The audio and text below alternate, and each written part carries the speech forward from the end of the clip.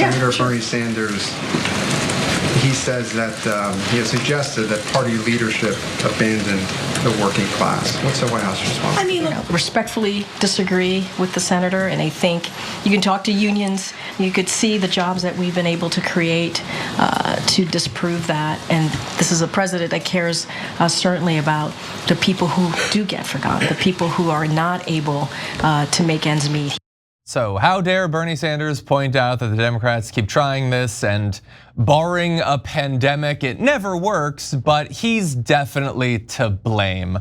So anyway, he's trying to help the Democrats. That's literally all Bernie Sanders has ever done, is to try to get the Democrats' heads out of their own behinds for just long enough to win an election. But as always, he's gonna be attacked, him and progressives. It's a favorite hobby of the ruling class. Blame the progressives when the progressives have literally never had a nominee of their own. Here's what Bernie Sanders said that is leading to so much scorn. He said it should come as no great surprise that a Democratic Party which has abandoned working class people would find that the working class has abandoned them. First, it was the white working class, and now it is Latino and black workers as well. While the Democratic leadership defends the status quo, the American people are angry and want change, and they're right. Will the big money interests and well-paid consultants who control the Democratic Party learn any real lessons from this disastrous campaign? Will they understand the pain and political alienation that tens of millions of Americans are experiencing? Do they have any ideas as to how we can take on the increasingly powerful oligarchy which has so much economic and political power? Probably not. And look, we can have a conversation about stances that Harris took or things that Biden passed or tried to pass, and you can question whether abandoned is exactly the right word, but he's definitely on to something. And coming out of the results of Tuesday, the fact that there's not even an attempt to pretend to be willing to hear him out or learn anything in advance of the next election, I find that to be very frustrating. And as we go to discuss this, why don't we bring up a breakdown of income brackets broken down by vote from 2020 to 2024. And you can see that people making less than $50,000 a year switched fairly significantly towards Donald Trump. And if you believe that this is an election which was fundamentally about an assessment of whether Biden had delivered and whether the current financial status quo that people were experiencing was tenable, that chart seems to indicate that no, people who are suffering the most gave it a try. They sent Biden to the White House, and they just didn't think that he'd done enough. Yeah, so a couple of things here. First, I want to address the core of the issue, which is the fundamental misunderstanding and miscommunication between the different branches of the Democratic Party. So you've got the establishment wing represented by every Democratic politician outside of about a handful of people, obviously not including Bernie Sanders. You've got every pundit on television, like I think literally everyone, right? And then you've got the populist wing, right? The Bernie Sanders 2016 wing. And so, but beyond the wings, you also have the American people that are in that Bernie 2016 wing, because for a reason I'm gonna explain in a second. So for the folks that are in the establishment, they generally are doing really well, whether they're on television, they're a Democratic politician, et cetera, or they're just mainstream Democratic voters and they're upper middle class. So when the Joe Bidens and the Barack Obamas of the world give them 5 to 10% change, they're like, oh, this is amazing. Our lives are already fantastic. And these beautiful people have given us another 10% positive change. What else can people ask for? But they can't understand that the majority of Americans think the same thing Bernie did in 2016, which is, wait, I need like 50 to 100% change because I'm not doing spectacularly well. I can't afford a home when my parents did. I'm having trouble paying the rent to begin with. Student debt's crunching me. I can't leave my job because I need the health care from the job. Otherwise, I might lose a family member. Like corporate rule is crunching 60% of the country that lives paycheck to paycheck and can't, handle a small financial blip. So that's why the two sides don't understand each other. Like the people in the establishment are like, oh my God, you ungrateful progressive populist. What is wrong with you people? I mean, what do we have to give you 11% change, right? Whereas the other side's going, brother, you took $15 minimum wage out of the first bill on the first day. So what part of that was trying? You didn't lift a finger for paid family leave. You didn't even propose public option. You didn't propose the PRO Act, which is the union bill. You didn't do any of these things, and you want a pat on the back? You think you represented the working class?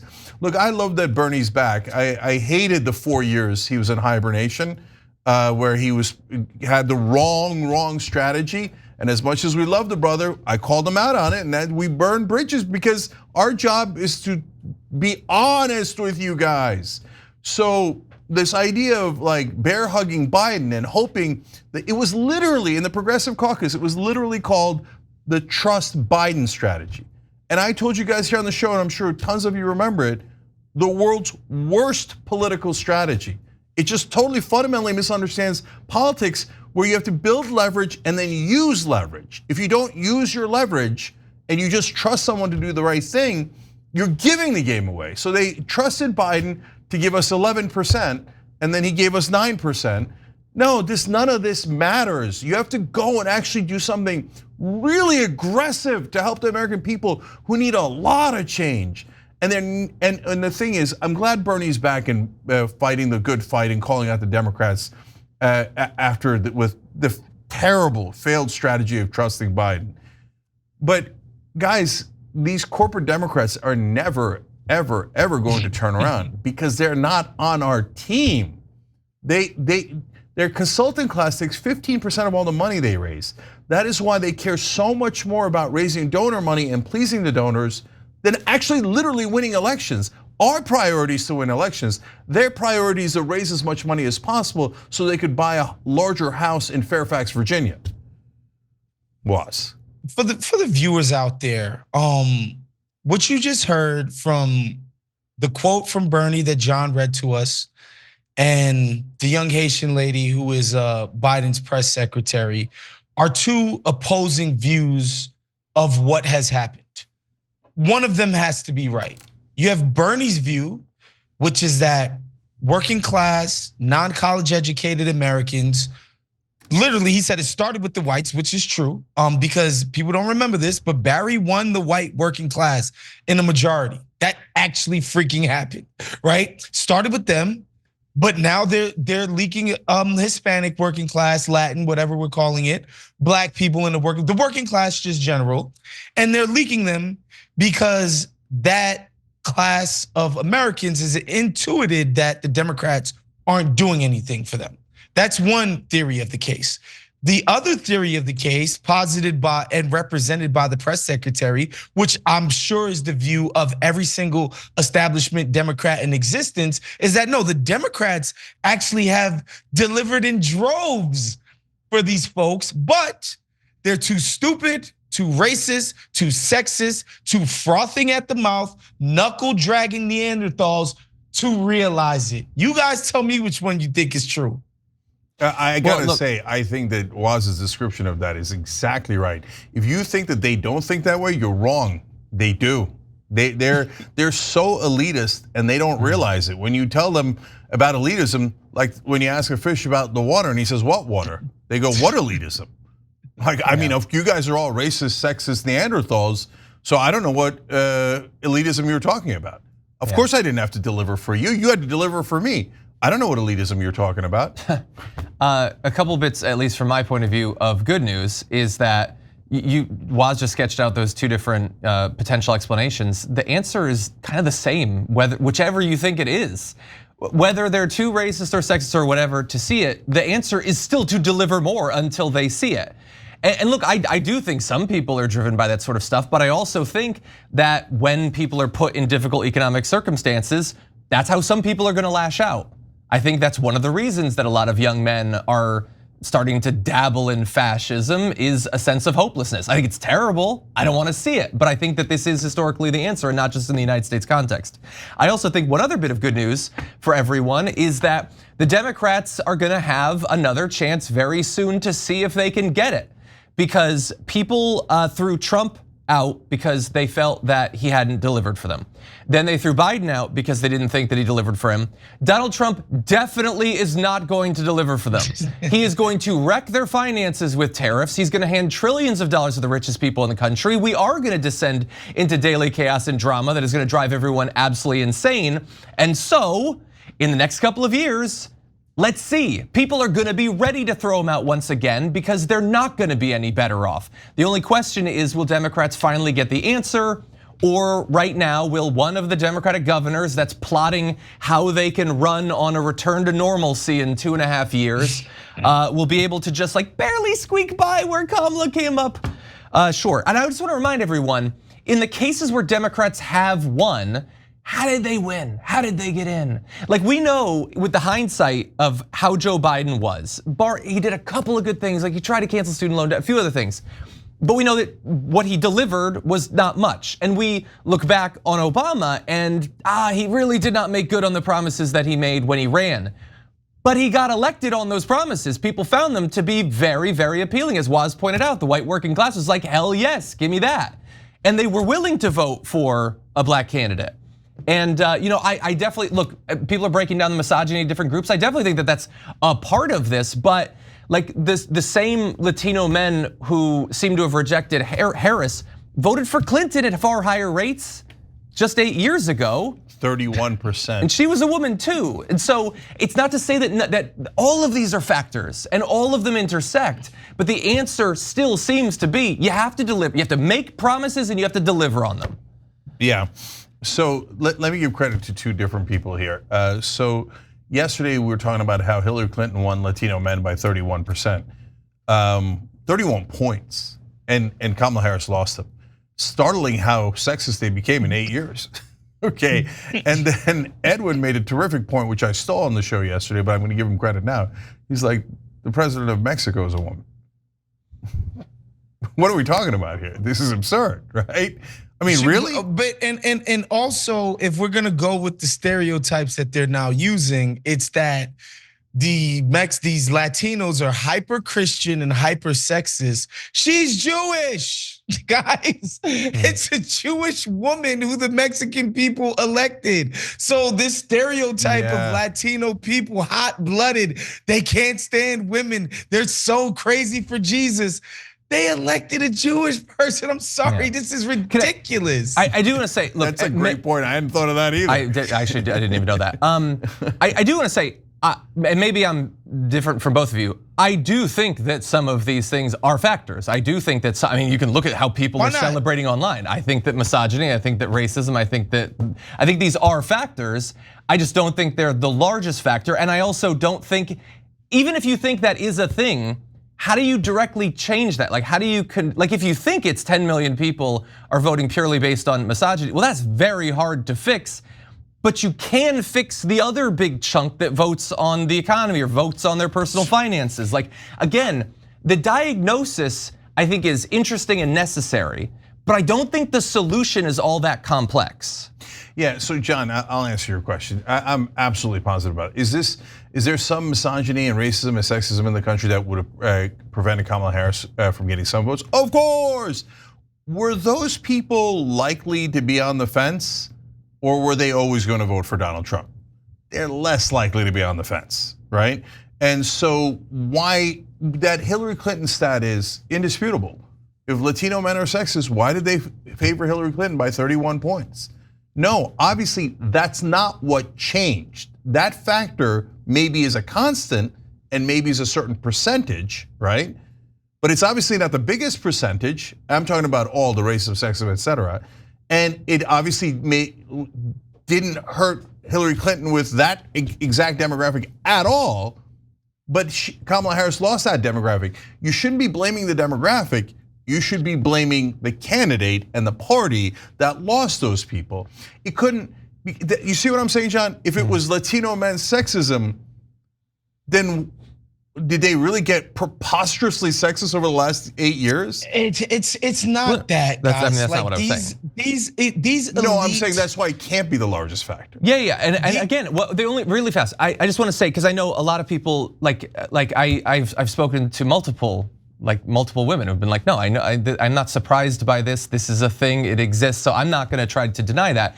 But I do agree that it is a thing, and it was also a thing with Clinton. That is a part of it. And to the extent that culturally it can be fought back against, I think it should. I think it's super hard for a candidate inside of a presidential election to fix that, which is why, do what you can in that area. But I think the large group that are more persuadable are persuadable on other things. I got more. I think the last thing I'll say about this, I think what you guys are talking about is an elite liberal projection. The people who literally refer to folks, will refer to an individual as a cisgendered, white, male, straight, like literally micro freaking identities assigned to a person. The people who live that ideology are now projecting that on the electorate. People don't see the world that way.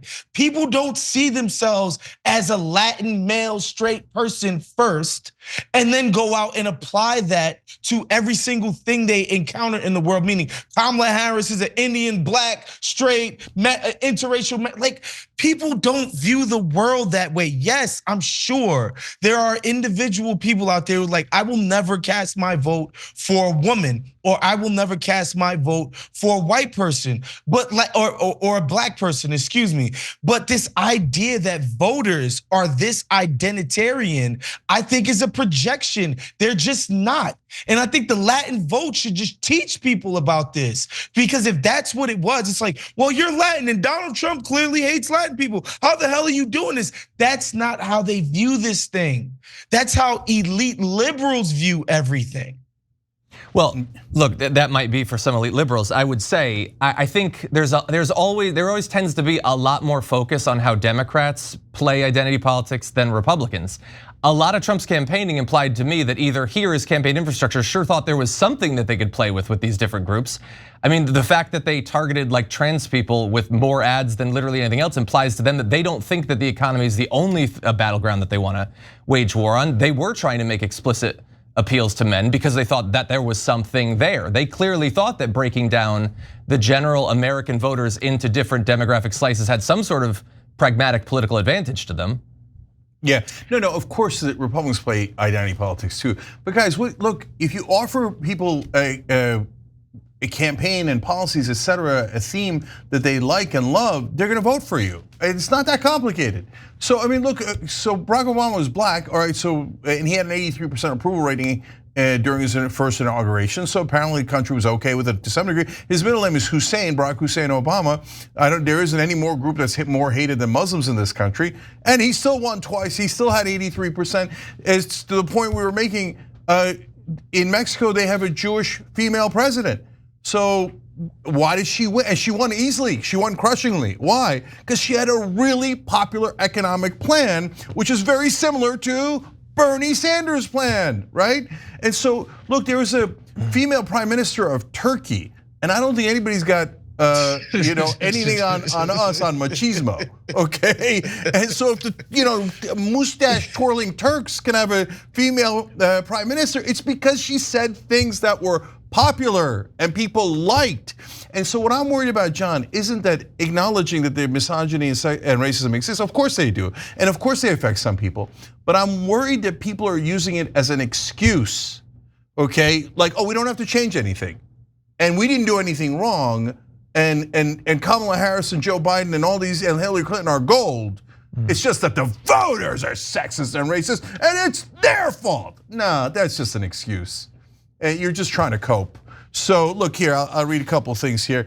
And David does it here, some of our members. David says, you guys are, I have black friends defending these people.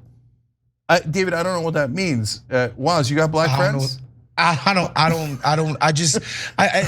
got nothing to do with the people that they're friends with. I just don't think most people move through the world interacting with people and hyper breaking them down into their individual identity groups, and they don't conceive of themselves that way. That's not how they move through the world. That's just how we talk on Twitter. Yeah, I mean, look, Waz doesn't have black friends. Waz is black. I don't have brown friends. I am brown. Okay. Anyway, so Dirge said Trump and Obama both won running on change. Democrats do not want to learn that lesson. Exactly right. Love how smart our members are. And last one for now is Progressive Aussie said, and by the way, guys, hit the join button below. Be part of the show. I love how smart these comments are. Or actually, we got 20% off on tyt.com if you want today. Progressive Aussie said, politics is no different than sales. If you don't offer a compelling message to the buyer, they won't buy. You can't blame the buyer for not buying. If you don't change your message, your business goes under. Sales 101. Ding, ding, ding, ding, ding, we have a winner. Yeah, and everyone should bear in mind, like Barack Obama got elected after 2 terms of George. Like honestly, it's something I've been thinking a lot about. George W. Bush got elected by the narrowest margin. Literally, he didn't even really win. He just got to win anyway. Disastrous presidency, the Patriot Act and tax cuts for the rich and led us into disastrous wars, and then somehow got reelected, and it was super dark times. I remember I was in college, and then Barack Obama ran. And by the way, Barack Obama, I mean, even in his second term, but especially in his first, he pulled way more votes in the Electoral College than Donald Trump, had a way bigger advantage in the popular vote. I know everybody is racing to call Donald Trump's win a landslide. It's nothing compared to what Barack Obama was able to do. Hell, he's gonna have within a couple Electoral College votes of Joe Biden, a win that nobody called a landslide, and Joe Biden definitely will have a way bigger lead in the popular vote. And so, yeah, look, again, all I've been advocating in terms of solutions is running in the model of those, of Bernie Sanders, of Barack Obama, of even kind of Joe Biden in 2020 when he portrayed himself as a progressive who's gonna shake things up. That is what people have found appealing. That is what people have backed historically. 2016 Bernie, it was the winning formula. We had it. Bernie was up by 12 against Trump on election day. Yeah, a campaign might have knocked a couple of points off, but it would have knocked a couple of points off of Trump too. Look, I think somebody online said this in regards to one of my tweets. Is so true. Left-wing populism is the answer to right-wing nationalism. So we've got to get there immediately, and do not listen to establishment Democrats who are going to tell you, no, this time we got it. This time we're going to pick someone even more corporate, and that'll solve everything. That's what they're going to do. You know they're going to do it. That's what they're gonna do. They're gonna say we need to be more Republican. That's going to be their answer. By the way, guys, we need to be Republican light. They're not gonna say that. They're saying it on TV right now. Okay? At least this time, we technically, definitely get to have a primary. I mean, it's going to be biased in all the ways that it always is, but at least this time they kind of have to at least let us have a primary. The party of democracy. Everybody knows they love democracy, y'all. Thanks for watching The Young Turks. Really appreciate it. Another way to show support is through YouTube memberships. You'll get to interact with us more. There's live chat emojis, badges. You've got emojis of me, Anna, John, JR. So those are super fun. But you also get playback of our exclusive member-only shows and specials right after they air. So all of that, all you gotta do is click that join button right underneath the video. Thank you.